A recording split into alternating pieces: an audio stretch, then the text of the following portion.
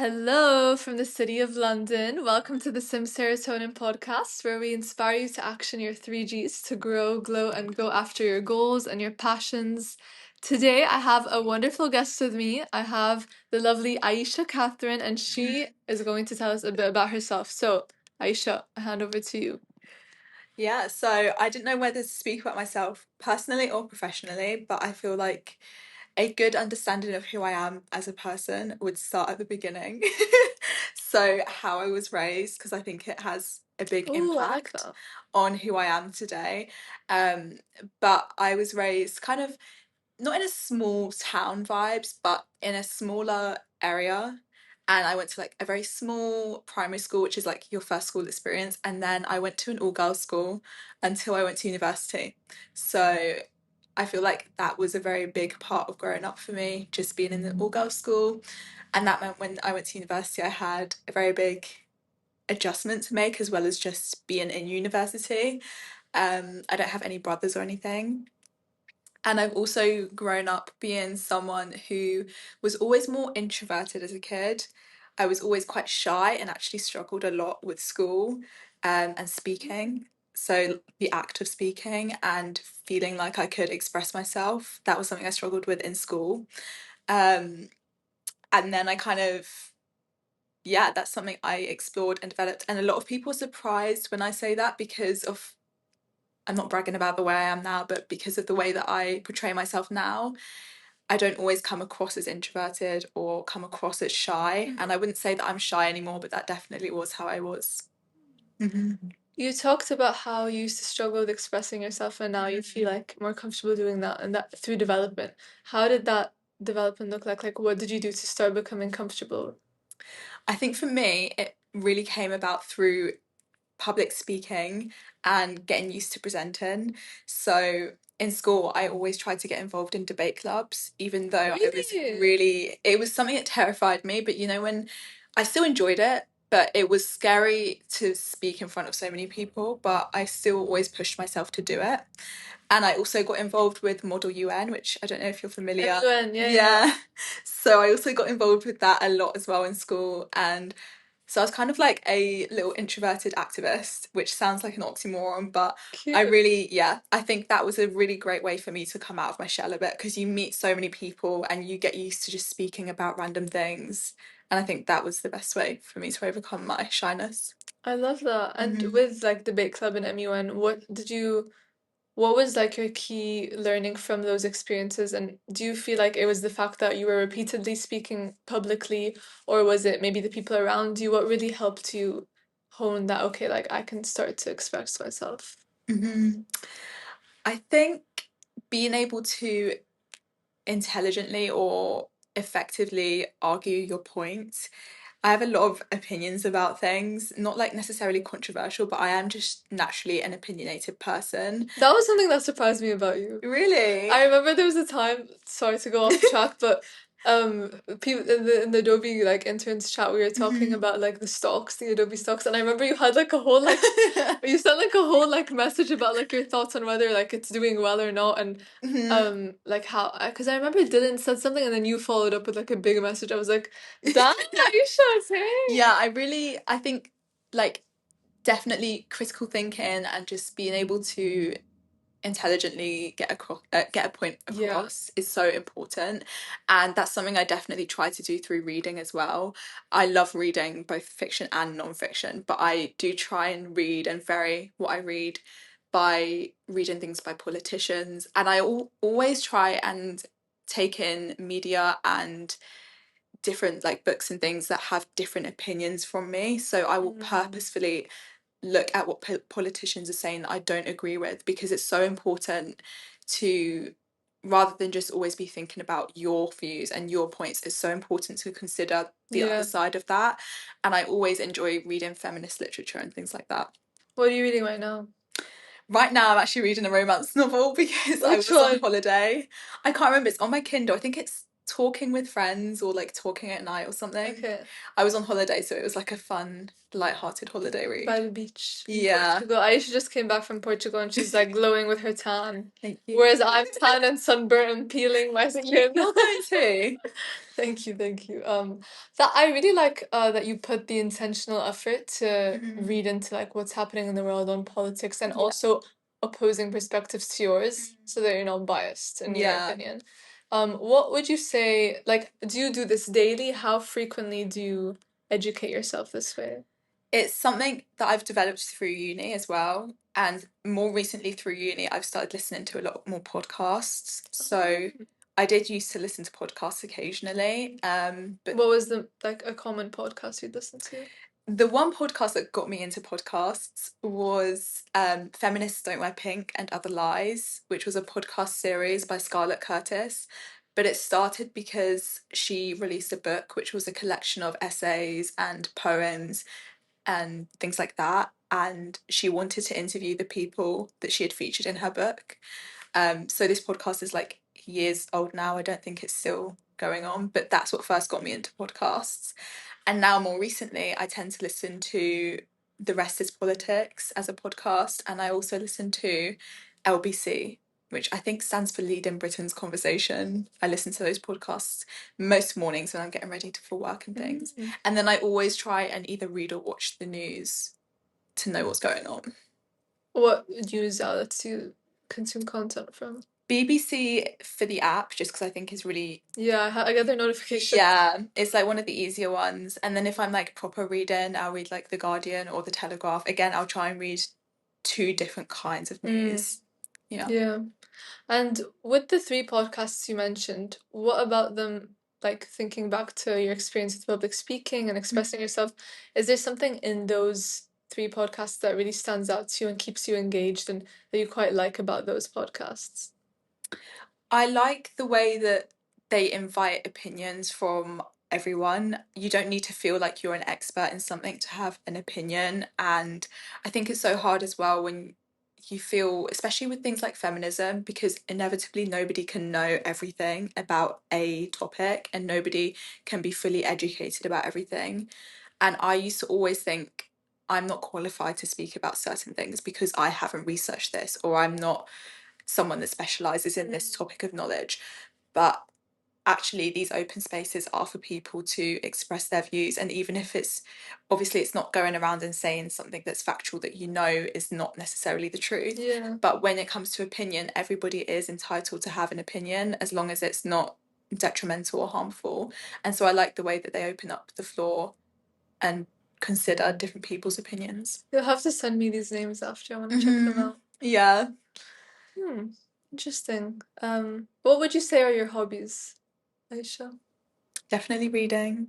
I spent one summer volunteering at my library, which I always used to go to as a kid. I always used to do reading challenges with my sister. No way! What Well, kind of challenges? We would just try and read the most books over the summer holidays. What a healthy challenge. And then when I was doing my Duke of Edinburgh challenge, when I was in secondary school, I volunteered at the library for a summer. Oh my god, I did the same thing for Really? to get the what was Yeah, it? the volunteering. Yeah, like, the awards. hours. Yeah. No way. Wow. So I did that, and I did enjoy it. It wasn't as stimulating as it was when I was a kid. But yeah. So I'd say like reading is a main hobby. Do you think you could, let's say like money didn't matter and you could have any job in the world? Well, I was gonna ask actually if you would envision yourself working in like a bookstore or a library. But actually I'll leave the question open. What would you do? I always feel like it would be so cool to be an author, but I don't know what type of author, whether I'd want fiction or non-fiction. And I also feel like if I did want to be an author, I would probably want to be someone who could create a whole like fantasy world, like the Hunger Games or like the Handmaid's Tale, and you've just come up with like this completely different world. But I feel like ideas like that come to you. Yeah. You can't necessarily focus and really hone in on trying to force that out. And when you look at a lot of authors, a lot of them maybe came to writing their books accidentally or through something else that they were working on. Like Or it was J.K. Rowling had a dream, didn't she? yeah, or it was like later in life or something. So I think it would be maybe something that starts out as a side hustle. Like maybe I just write in my free time and then that could. But Do you write? Have you written before?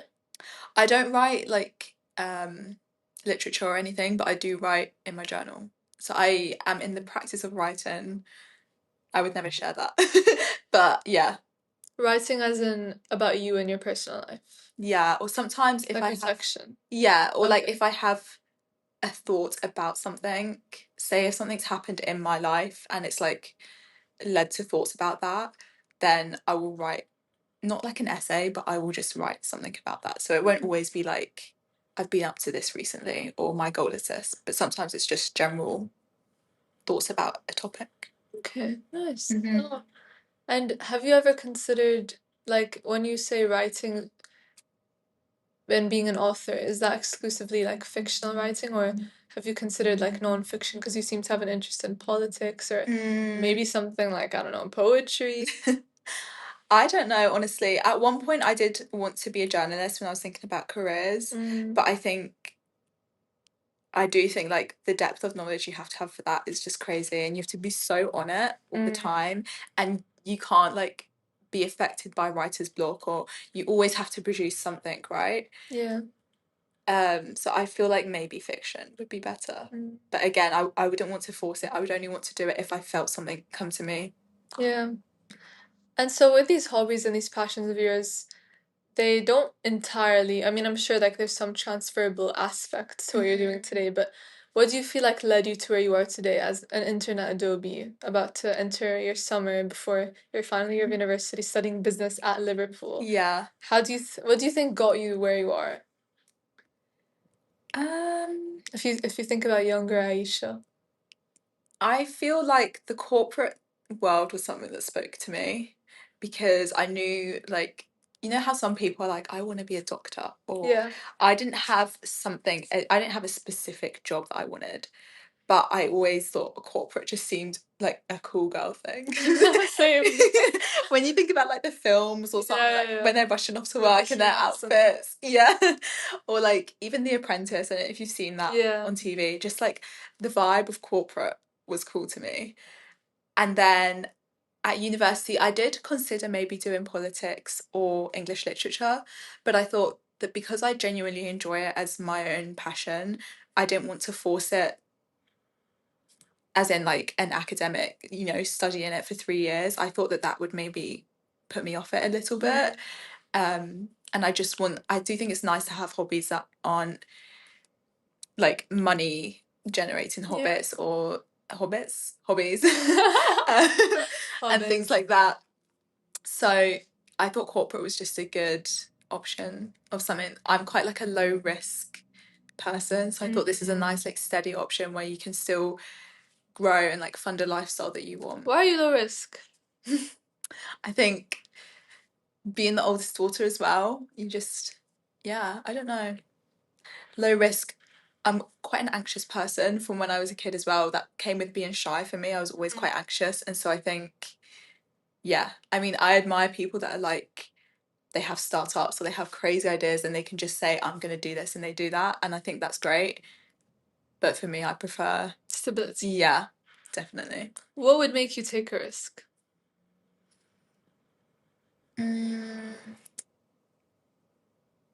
I actually don't think there's much that could, if unless it was like I really knew that something good was going to come out of it, then I think I would take a risk. Or like if I knew I had a good foundation or like a fallback, then I would. But because this is the early parts of our career, I always think like I want a good foundation for my career. And then, I mean, speaking with like my director as well, he's always like, this is the time to work hard. And then you can choose and switch and turn and do what suits you, but like you need to have something to fall back on.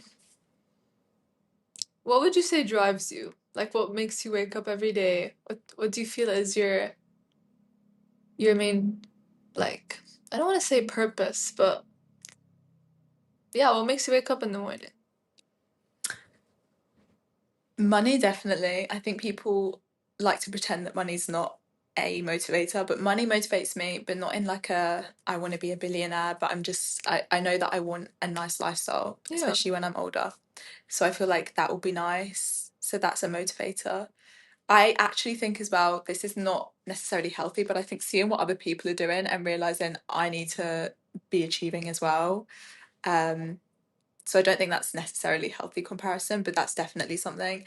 And then the other thing that I think is more like philosophical kind of is I always think about other people, like other women in my life or other people around the world who don't have access to things that we do. Or like even it's not even that distant from us. Like my grandma couldn't have done things that I've been doing or things like that. So that's definitely it doesn't I don't necessarily think about it every day. I'm not saying that I'm a saint, but like it's it's definitely something that comes to mind. And I'll be like, you know, like lucky girl syndrome, or just like I'll think of things all of a sudden. I'm like, oh my gosh, I'm so lucky to be in this moment, or I'm so lucky to be able to do this. Yeah. Mm-hmm. Oh, I love that. Yeah. And when you talk about not money,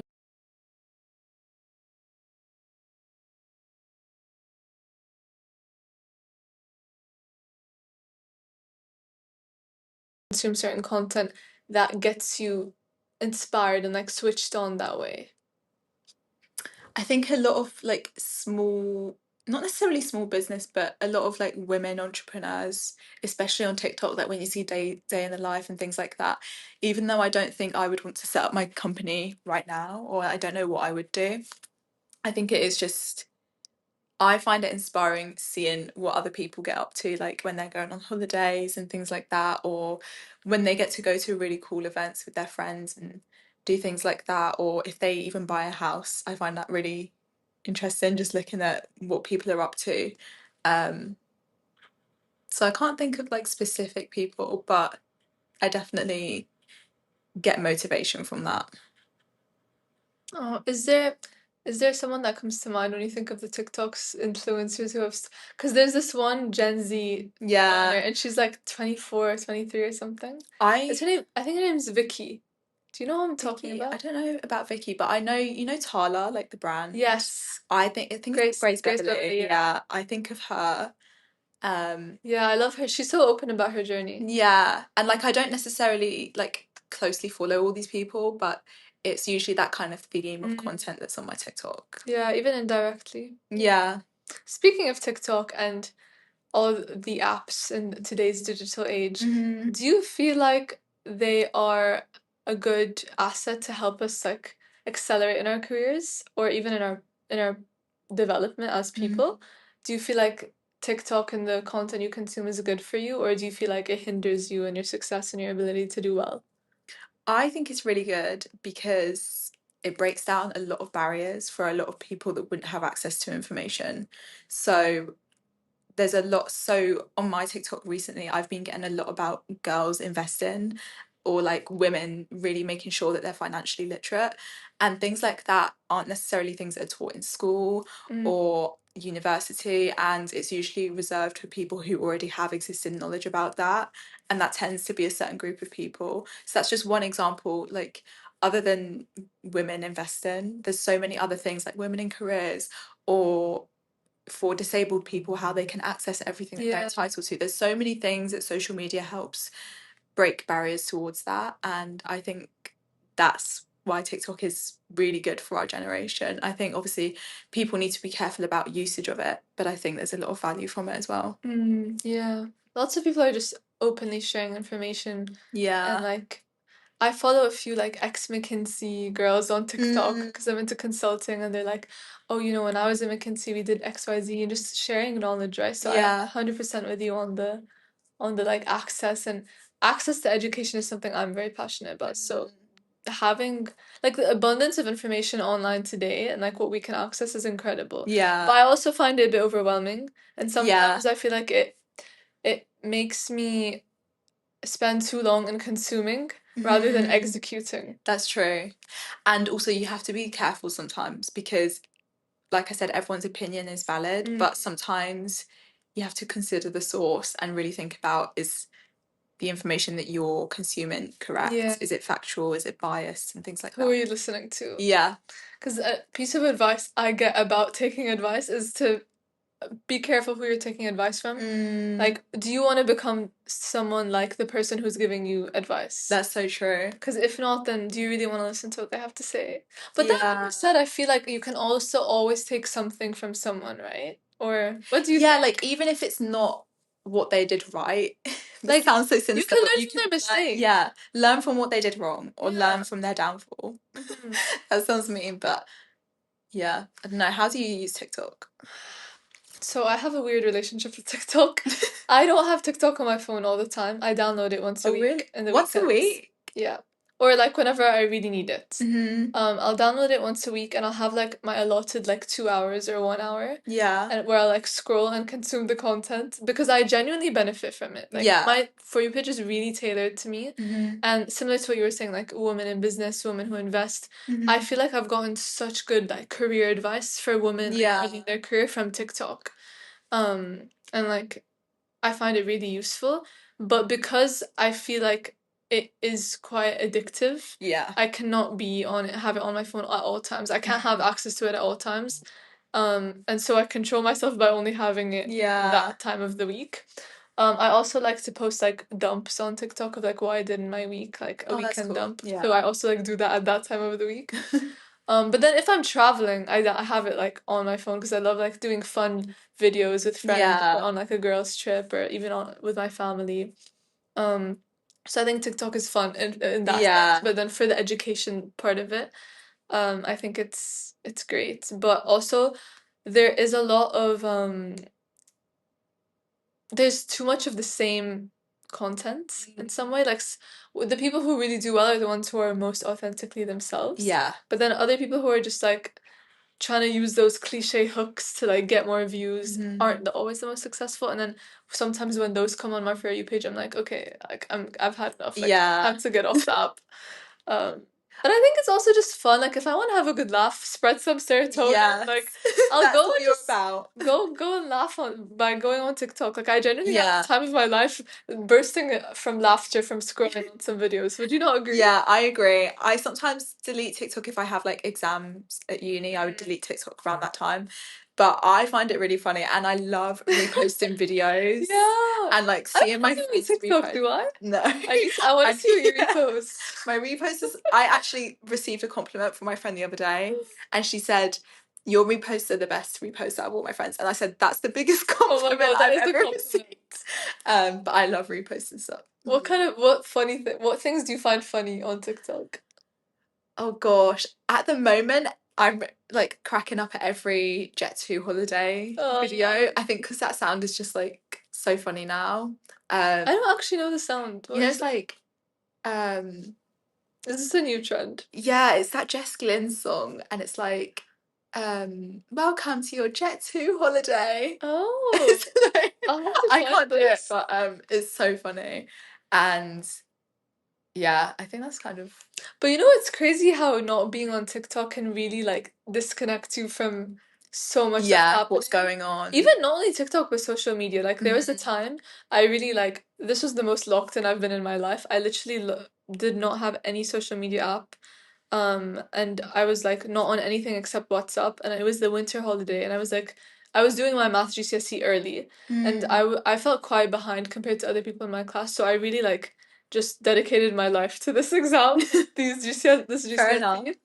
And I was so like I didn't have any social media. I wasn't seeing many friends. I was just like really locked in. Yeah. And I didn't know that like you know at the time when COVID just started becoming a thing, and where the people were talking about World War III. Yeah. And there was those memes online. Yeah. I had no idea about that. Like I didn't know. And so I went to like a family lunch or something because it was my birthday, and I was like, okay, I'm not gonna sit and study on my birthday. Yeah. And then someone started to mention it, and then I was like, what?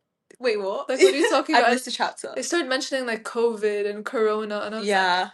what's this? And then they're like, yeah, it might happen around your exam, and I'm like, Wait, what? Like, and my sister like started talking to like our cousin, and she was like, "Yeah, she's been living under a rock. She doesn't know anything about this." Like, and I'm like, "What is this like World War III that might be happening? Like, Hmm. what are you talking about?" And then when I finally got back on socials, saw all this content, and I Yeah. was like, "Whoa! I've been living a completely different life. Like, what is happening?" And so much changed. Yeah. But it's so true because even now, like, I notice so many news outlets on TikTok now where, like, I don't know if it's CNN or some kind of American one, they have a lot of live streams on TikTok. And even, like, BBC News, ITV News, Sky News, even the more, like, respected news channels, um, I really notice that they have growing presence on TikTok now. So it just shows, like, people really are ingesting so They much. do live streams on TikTok. Oh, Yeah. have you ever watched them? I have when it was I can't remember what particular time it was, but there was a time when there was one of the many recent news crises going on, and Trump was doing a lot of like live conferences, and I was seeing them through TikTok, which Oh, is crazy, really. yeah, it's so Mhm. interesting. And I had a question. What was my question? What's your favorite social media app?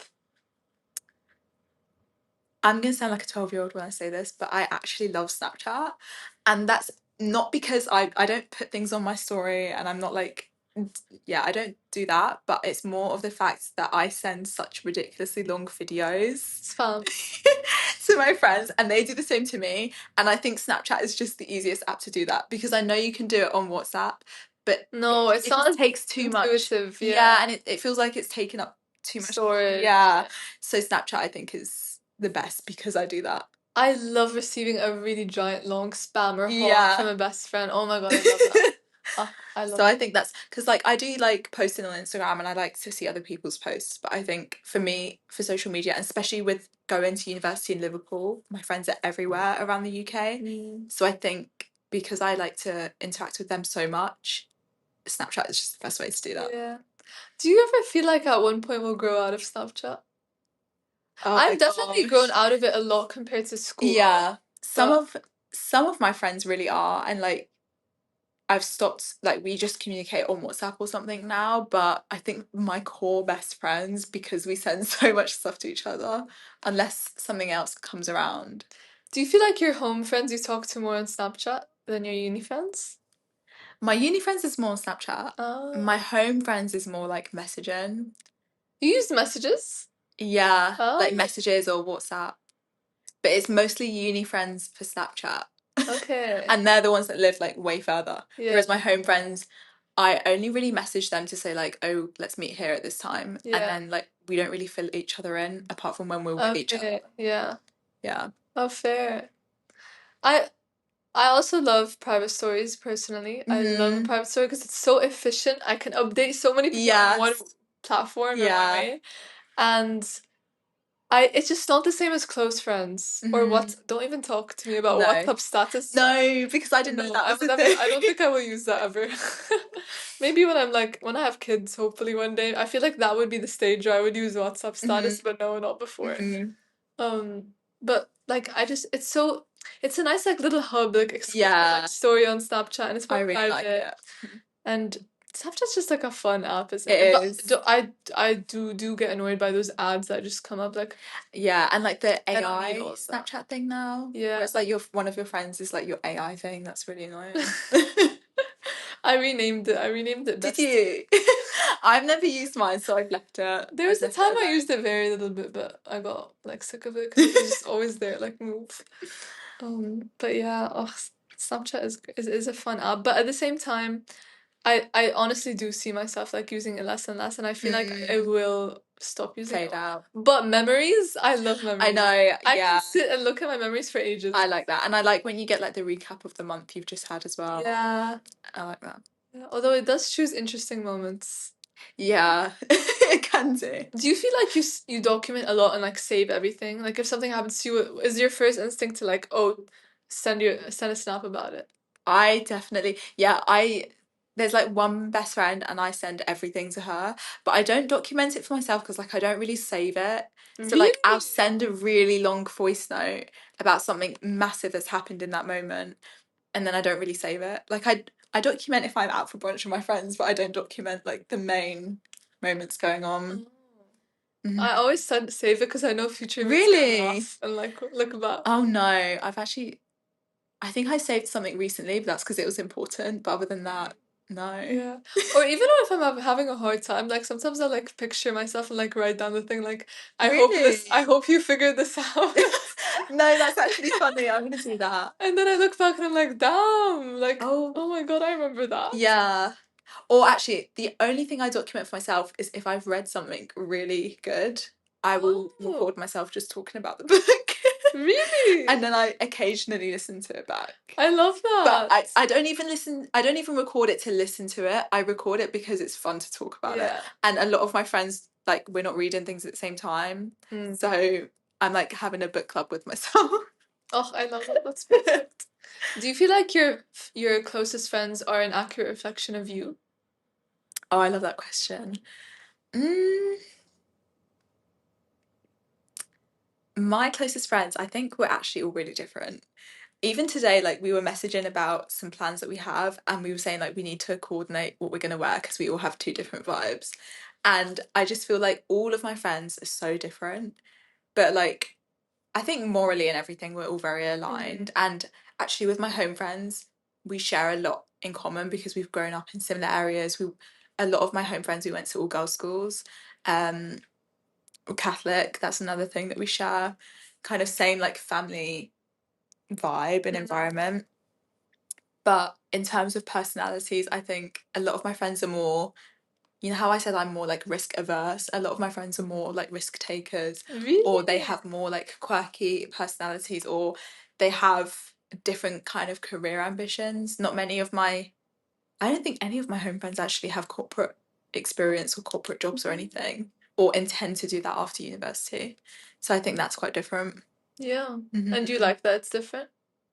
I do, because I think it's interesting. Like, do you remember my home friend Sophie? Yeah. Yeah, so Sophie's She's doing something so training cool. to be a vet. Yeah. And I just love to like talk to them about that. Like one of my friends is more like influencer vibes, like small influencer. Oh. Other friends are just like seeing what they want to do. Other Send me friends her want to account. go. I'll support I her. will do. Some other friends want to go traveling. So yeah, I like it because it's very different. And when I meet up with them and talk with them, it doesn't feel like an extension of work because I'm not necessarily, I'll obviously update them with how work is, but I'm not talking about my work and they're not Yeah. sharing corporate experiences with me. So it just feels really refreshing. Yeah, it is nice to have nuance and like even there's that TikTok trend where it's like 6 friends, 6 different careers. And Yeah. you show what you're doing that day in the Yeah. life. Or I've been getting loads of TikToks where it's like friends in their 20s, but because your 20s are so different and they're sending like pictures throughout the day, like some of them are like with their kid, or some of them are like in their office job, or some of them are still studying, or some of them are traveling, Yeah, which is funny. it is. What's something what's something you wouldn't have expected about yourself today? Where you I are. I think when I was younger, I don't think I would expect myself to be more of an extroverted person anymore and to be able to do things that would have been a real struggle. Like just even like the big town hall that we had today, just sitting in a room with that many people and not really feeling anxious, that was that would Well surprise done. young me. Be proud of yourself. And being able to speak to people and present to people, things like that would be very surprising. Do you feel like, because you talked a lot about going to a girls only school and like a Catholic school, do you feel like that shaped a lot of your identity and who you are? 100%. I feel like I'm growing out of it now, like towards the second half of uni. But I think that, and also being like the oldest daughter, I think I've always felt like I've had to be very responsible. And I think at school as well, everything was always so serious, even when it was something that really in the grand scheme of things is not that serious. And there's like so much pressure to do well. And that's not even at like a top performing school. Like my school was good, but it wasn't crazy competitive. So I think there was always like pressure to do well and like that academic validation. And I feel like I think that's something I'll always have. And I think I can appreciate that in a positive way now, but I definitely see like it can be really hard when you're in that moment and you don't realize that in the grand scheme of things it's not that big a deal. Yeah. Especially coming to corporate, seeing that people come from like very different backgrounds and they're all Exactly. like you can't really compare success because everyone has a different definition of success, right? But like you can do well and come from all sorts of different backgrounds, academically, professionally, Yeah. financially, and I think that's been a really good eye opener to me because I really relate with you on the being the also a first the eldest daughter, With like twins. yeah, like and the pressure you put on yourself, and also at school they put so much pressure on Yes. us, like Yeah. whoa, like we're literally like since we're like ever since we were 13 I feel, or like even when I was like 12 already so much pressure. Sometimes you just need to like enjoy a bit. Yeah. Like, I remember because I went to, maybe it's like I don't know if it's a British curriculum thing, but we'd always I went to a British school and we'd always compare to the American school for like living their life. Like Really? they had like spirit week one week they're wearing pajamas, the and next like the this. school games, like the Yeah, football games. like I mean don't get me wrong, like my school did do those fun events like that, but like I was on like the student leadership team in sixth form, and we there was like one I remember I asked or we wanted to do something a bit like more like fun or out of the blue, and like it didn't really get it was not very favored, but then when I looked at like the American school they were doing 10 times the things, you know. Yeah. But I think there's also benefit in like the Yeah. more like competitive aspects and like the the importance placed on, you know, prioritizing your academics, Yeah. but to an extent. Yeah, To an definitely. extent. And also I think I'm like kind of releasing from that a bit now because I realize whether this is a good or bad thing, I don't know, but in corporate especially, just because you work the hardest doesn't mean you're going to be the Yeah. best. And that's something that's taken the pressure off me because obviously I still want to do well in my career and in everything that I do, but it's more about how you like bring about all of the good things that you're going to achieve, not trying to do the most and thinking that that will get you the highest results. And there's also that phrase of like work smart, not hard. Exactly. Being efficient and like, because sometimes you can spend hours doing something, but if you do it with focus, with like a specific amount of time, sometimes you end up doing it better, right? Yeah. How would you say that you balance or have boundaries with like your work and personal life? I think it's hard. Like during the work week, I feel like it all just merges into one. Like I don't, if especially if I'm working from home, I will sometimes just carry on working. But the boundary that I set is my weekends are my weekends now. And at the beginning, I fell into the trap of like some days when there were expectations placed on me, I wouldn't want to push back. So I would just take on the work and end up doing it over the weekend. And when I look back at that now, it served no one because it didn't achieve any different of a result than what it would have if I'd have just pushed it back to the next week. And it honestly just isn't worth it. And even though nothing terrible came about, by like I didn't kill myself over it, but it's just not healthy to get into that habit. So now I truly try and keep my weekends for myself and I don't look at like my work laptop. I don't open it. I don't. Yeah. Do you feel like you're gonna do you feel like you're gonna continue this during uni? In uni, in uni, I would always try and say like at least one day of the week should just be like nothing to do academically with. Oh, that's really healthy. Yeah, I was not that's like like that. No, second year. I got really stressed in second year, and also because I work part time at uni. all right. And so I was like, no, I need to have one day that's a break. I do feel like third year inevitably will be more than that. Like I'll have to just end up working more. But also there's more flexibility with time. Yeah. More time to not work during the And day. I think the habits from this year of like being so routined will hopefully help with next year. Because like you know how some people do like a 9 to 5 of uni, like maybe I'll be able to do something like that. Yeah. Are you gonna do you have any like extracurriculars you plan to do next year? Next year, I say next year, it's 2 months away. Yeah, I really want to get back into like fitness to feel good. So like yoga, Pilates, those are things that I did like Yeah, I 3 times a remember. week at uni. And just being a lot more active in general. I want to get back into that. Because I'm still active here, like I still do a lot of steps and I still get myself out and about, but I don't dedicate time to like go to a yoga class. I get you. Yeah. Oh, amazing. I've loved this conversation, Aisha, and I'd love for you to please share with the audience to wrap up. How do you recommend that the audience spreads serotonin?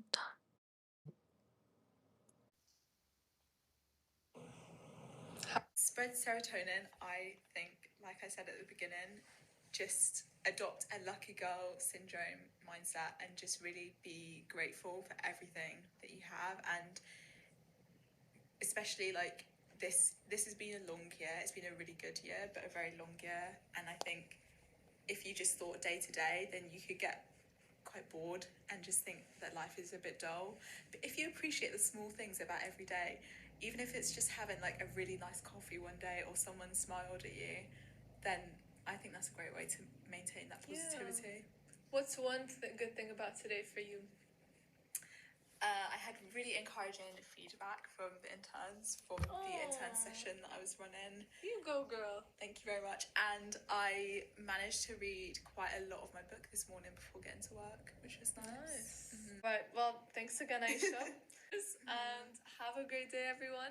Thanks for listening. Bye. Bisous.